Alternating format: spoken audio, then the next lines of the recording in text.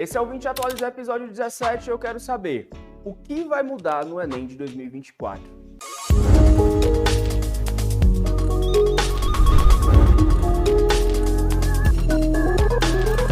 A resposta é nada. Quê? Essa já foi uma confirmação dada pelo nosso ministro da Educação, Camilo Santana. Mas antes de eu trazer os detalhes, eu tenho que te dizer uma coisa. Um momento.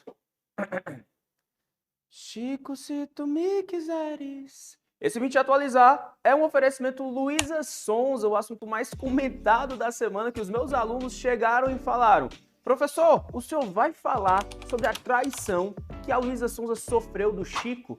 E aí, obviamente, eu fui me informar e, moçada, não tem como, não dá para entrar na pauta. Obviamente que é um assunto do momento.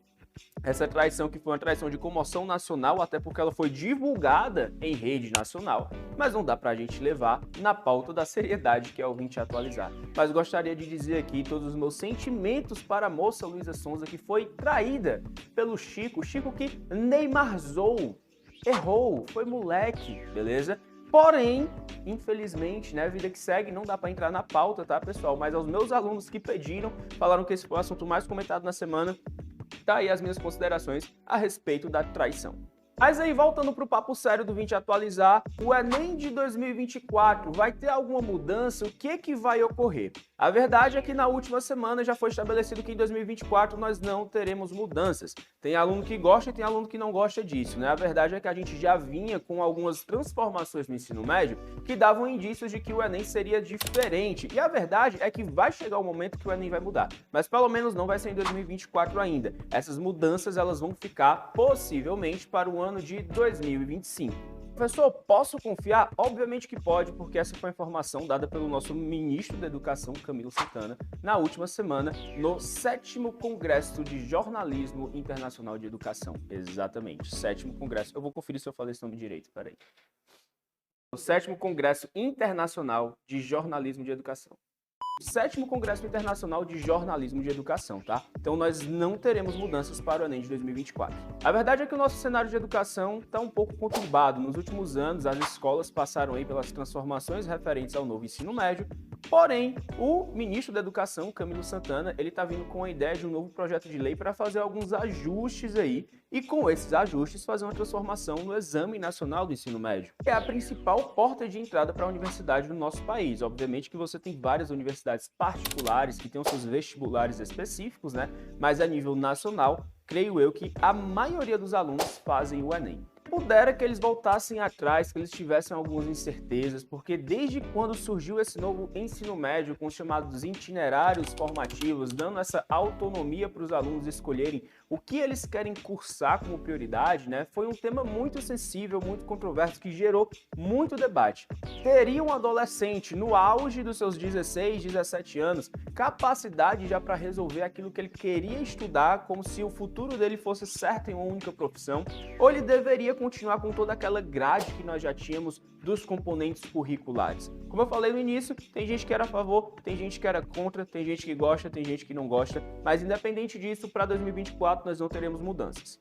O Camilo Santana falou que vai levar esse projeto de lei, tá certo? Quando o presidente Lula voltar da Assembleia Geral da ONU, ele que está em viagem, e isso vai ser uma outra pauta desse 20 Atualizar ainda, mas aguenta aí, tá bom? Mas quando o presidente Lula voltar, Camilo Santana vai levar a pauta à frente para discutir esse projeto de lei que provavelmente vai trazer mudanças para o ensino médio em 2024 e ajustes para o vestibular em 2025. E essa é uma sequência óbvia e esperada, porque se eu vou modificar o ensino médio, eu tenho que modificar também a forma como eu avalio esses estudantes do ensino médio. Não adianta nada eu modificar o ensino se eu não modificar a forma que eu vou estar avaliando esses estudantes mais na frente. Então a expectativa é que em 2024 eu não vou ter nenhuma transformação do Enem, mas talvez eu tenha algumas transformações no ensino médio, e em 2025 eu vou ter algumas transformações na forma como o Exame Nacional do Ensino Médio é aplicado. A ideia, creio eu, a respeito dessas mudanças, seja fiscalizar um pouco melhor a respeito dos itinerários formativos, né, que seria essa grade optativa, onde o estudante conseguiria escolher o que ele iria cursar. Surgiu muito itinerário formativo que talvez não fosse colaborar para a construção de um conhecimento, de uma educação, né, daquele jovem. Exemplo, você tinha itinerário formativo de brigadeiro gourmet, certo? Ah, tem que saber cozinhar? Beleza, tem que saber cozinhar, mas, pô, será que esse é o conhecimento relevante onde o menino vai ter que passar ali um ano inteiro aprendendo sobre brigadeiro gourmet e sobre cozinha? Será que esse é o ponto de maior importância que nós devemos considerar? Então, algumas pautas vão ser revistas aí, o projeto de lei vai ser encaminhado, são cenas para os próximos capítulos. E já pegando o gancho do último assunto, que eu mencionei que o presidente Lula estava viajando e quando ele chegasse de viagem, Camilo Santana levaria o projeto de lei adiante, agora nós vamos falar do tópico 2 do 20 atualizado de hoje, que é a Assembleia Geral da ONU. Professor, a Assembleia Geral da ONU, o que é, do que se trata, por que o Lula estava lá? Então vamos lá. A Assembleia Geral da ONU vai congregar todos os países membros dessa organização e ela ocorre sempre com o presidente brasileiro fazendo o discurso de abertura. Isso é uma tradição. O próprio presidente Lula não é a primeira vez que ele está fazendo esse evento de abertura dando seu discurso. Outras vezes, em outros mandatos, ele já participou e proferiu esse discurso para todos que estavam ali presentes. Se você gosta ou não, o presidente Bolsonaro também já fez esse discurso e outros presidentes foram na mesma pegada, porque existe essa tradição. O presidente brasileiro abre a Assembleia Geral da ONU. E professor, o que foi dito pelo Lula? O que ele falou nesse discurso? O que é que eu preciso saber? Antes de mais nada, você precisa saber que a Assembleia Geral da ONU ela vai deliberar sobre os mais diversos temas. Então, aquilo que está em pauta no cenário internacional acaba sendo discutido na organização e muitos assuntos foram trazidos pelo presidente Lula. Como, por exemplo, ele bateu mais uma vez na tecla da fome, da justiça social e da igualdade, pautas que são amplamente defendidas pelo PT, tá certo? Então, ele levou isso em consideração, falou a respeito da população que sofre com pobreza, com miséria, que passa fome. Ele falou também a respeito da desigualdade que ocorre dentro dos países, mas entre os países, estabelecendo essa diferenciação do que seria um norte e um sul global, onde você tem países muito desenvolvidos e países que estão numa condição de miséria. Muitas pessoas que avaliaram o discurso do Lula, inclusive, identificam que ele está querendo se colocar como se fosse um líder desse sul global, fazendo uma frente de comunicação para que esse sul global possa conseguir investimentos, desenvolvimentos e melhorar a sua condição de vida. O presidente também falou sobre a nossa emergência climática a respeito das condições que nós temos de uma economia que depende de combustíveis fósseis. Nós estamos falando aí de uma possibilidade de transição energética, deixando de utilizar os combustíveis fósseis e pensando em um futuro mais sustentável. Todas essas pautas foram levantadas na Assembleia Geral da ONU, com o presidente Lula proferindo esse discurso. Para diferenciar, obviamente que você também tem que saber sobre isso, a Assembleia Geral da ONU ela é o órgão que congrega todos os países da organização, mas para além desse a gente tem um clubinho fechado ali, né, que é o nosso Conselho de Segurança da ONU. O Conselho de Segurança da ONU ele vai ser formado por membros efetivos e membros rotativos, totalizando 15 países que estão presentes. E como que funciona, professor? Dentro do Conselho de Segurança da ONU, eu tenho 5 membros efetivos que estão lá de forma permanente. São eles Estados Unidos, França, Reino Unido, Rússia e China. E de forma bienal, ou seja, a cada 2 anos, eu tenho eleição para os membros rotativos, ou seja, de 2 em 2 anos, mudam os membros que fazem parte do Conselho da ONU de forma rotativa. Lembrando também aqueles conhecimentos geohistóricos que podem ser importantes para o teu vestibular. A ONU como organização, ela surge pós Segunda Guerra Mundial. Essa organização que vai ter como função principal evitar novos conflitos que venham a ocorrer no mundo, tá bom? Inevitavelmente, né, ela falha, porque se você observar a quantidade de notícia que a gente tem de conflito que está rolando pelo mundo, não é brincadeira. Até porque, analisa aqui comigo, os países que estão na ONU, aqueles que são os líderes do Conselho de Segurança, são os países que estão metidos aonde? Nos conflitos internacionais. Vide exemplo a situação entre Rússia e Ucrânia. A Rússia está no Conselho de Segurança, mas a Rússia foi lá e invadiu a Ucrânia. Você tem, por exemplo, Estados Unidos. Estados Unidos está no Conselho de Segurança, mas no passado invadiu o Iraque, invadiu o Afeganistão. Então, os países que são responsáveis pelo Conselho de Segurança são os países que estão fazendo confusão. Contradição do poder dentro da geopolítica internacional, mas faz parte, infelizmente. Na última semana, um tema que também gerou muita comoção no cenário nacional foi a votação para a descriminalização do aborto até a 12ª semana. Outro tema que possivelmente vai dividir muitas pessoas, tem gente que é a favor, tem gente que é contra, mas enfim, isso vai muito do seu entendimento pessoal. A questão é que a votação estava para a última sexta-feira, ela iria acontecer em plenário virtual, mas foi suspensa para que ela ocorresse de forma presencial. A votação já tinha uma certa expectativa de ser suspensa, seja por um pedido para analisar em detalhe a proposta, que inclusive vem do PSOL, tá bom? Ou para destacar a importância dessa votação ser feita de forma presencial e não de forma virtual como ela estava prevista. E aí você vai ter pessoas que defendem a pauta porque acreditam se tratar de quê? De uma situação de saúde pública, e tem outras que vão que isso é inadmissível e que se trata do assassinato de crianças que estão ainda dentro da barriga de suas mães. E mais uma pauta pra gente hoje é o quê? Onda de calor. Aí, Kawaka. Tá calor pra Kawaka. Foi um assunto pedido pelos meus alunos. Achei interessante porque eu abri uma caixinha de perguntas no Instagram. Se você não me segue no Instagram, já vai lá, @VictorPrestes nas redes sociais, tá? E eu falei, galera, o que vocês querem que eu fale? Como eu já mencionei no início, o assunto mais votado, mais pedido foi o quê? Falar sobre o Chico e a Luísa Sonza. Porém, outros assuntos, outras pautas surgiram. A respeito da própria descriminalização do aborto, que já falamos, a respeito da situação do Lula na Assembleia Geral, a respeito do novo ensino médio e da proposta de mudança do Enem. E além de todos esses, também vamos falar sobre onda de calor, porque se você mora no Brasil, com certeza você sabe que está quente e justamente por a gente estar sentindo esse calor extremo, muitos alunos chegaram lá, professor, tem que falar de onda de calor, não pode ficar de fora onda de calor, tá muito quente. Por que tá quente? Meu Deus! Que calor!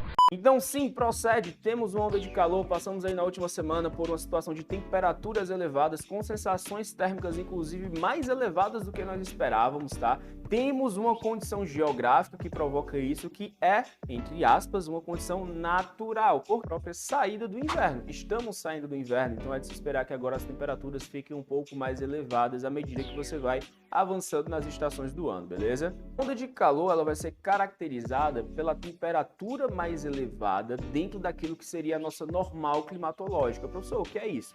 Determinado local, vamos supor, tem uma média climatológica para aquele período ali de temperatura, sei lá, de 30 graus. Isso é a média esperada para aquele local naquela época do ano. E se você registrar uma sequência de 3, 5 dias ou até mesmo mais, com as temperaturas excedendo essa normal climatológica, você pode caracterizar aí o que nós chamamos de onda de calor. E, professor, e por que eu devo ficar alerta por conta disso? Primeiro porque o calor mata, dá para você morrer de calor, isso é uma questão clínica, tá? Mas o fato é que você tem condições referentes a quê? Referentes a eventos extremos, né? Nos últimos episódios do 20 Atualizar, a gente chegou a mencionar o quê? Mencionamos as chuvas intensas na região sul, a gente teve morte por conta dessas chuvas, e agora a gente também tem o mesmo parâmetro referente a onda de calor, e quem acaba se tornando mais vulnerável são aquelas pessoas mais pobres. Independente se tá quente ou não, eu vou estar sempre tomando meu cafezinho, porque isso aí é padrão, pode estar 40 graus, coloca um café para mim, café nunca é demais. Brincadeiras à parte, a gente sabe que as temperaturas podem se elevar, é importante que você esteja hidratado, porque em alguns locais do Brasil a gente tem temperaturas que podem ultrapassar os 40 graus, e se você for considerar a sensação térmica, aí meu amigo, nem se fala, as temperaturas elas tendem a ficar muito elevadas, então é muito importante que você esteja devidamente hidratado. Um assunto no 20 Atualizar, agora vamos falar sobre a tese do marco temporal, que inclusive não vingou, não foi para frente. Foi pauta já de outros episódios aqui da gente, nós falamos sobre a tese do marco temporal, que diz respeito sobre a demarcação das terras indígenas, onde os povos indígenas só teriam direito àquelas terras que eles ocupavam até a nossa Constituição de 1988. Obviamente que isso ataca, que isso fere diretamente os direitos indígenas, e existiram muitas manifestações desses povos contra a tese do marco temporal, que foi para votação e não vai para frente. Por 9 votos a 2, a tese do marco temporal não vai vingar e os indígenas continuarão com direito às suas terras, independente dessa lógica temporal de demarcação.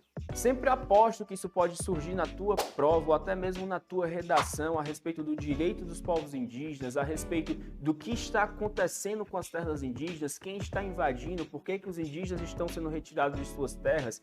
Isso é um prato cheio para várias questões de ciências humanas. Finalizar o vídeo atualizar de hoje, mais um assunto que também já surgiu aqui, mas com acontecimentos recentes, né? Nós vamos falar sobre crise migratória, dessa vez destacando a ilha de Lampedusa, uma ilha italiana que recebeu mais de 6.000 pessoas dentro da última semana. Pessoas que estavam atravessando o Mediterrâneo, migrando, buscando entrar na Europa. 6.000 pessoas é muito, não é?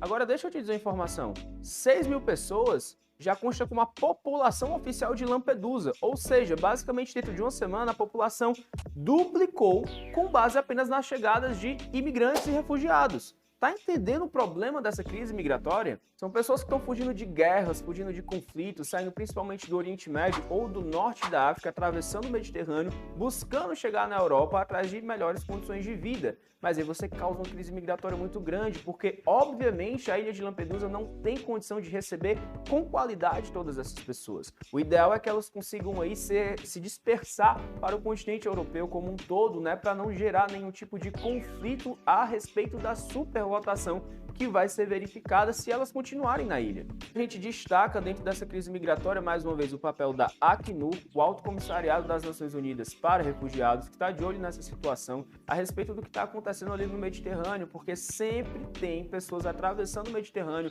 numa travessia perigosa, sem a devida segurança, buscando entrar de forma ilegal em outros países, porque elas preferem correr esse risco do que continuar vivendo em seus países. E esse foi o Vim Te Atualizar, episódio 17. Eu acho que foi o Vim Te Atualizar que nós falamos de mais conteúdos, né? Em termos de quantidade, a gente teve aí acho que 5, 6 conteúdos, então foi conteúdo demais, foi conteúdo muito bom, que eu tenho certeza que vai ajudar na tua aprovação. E antes de você finalizar esse vídeo, não esquece de curtir, de compartilhar, de deixar o teu comentário, beleza? Para que a gente possa estar fortalecendo o nosso trabalho. É isso, e a firma não para.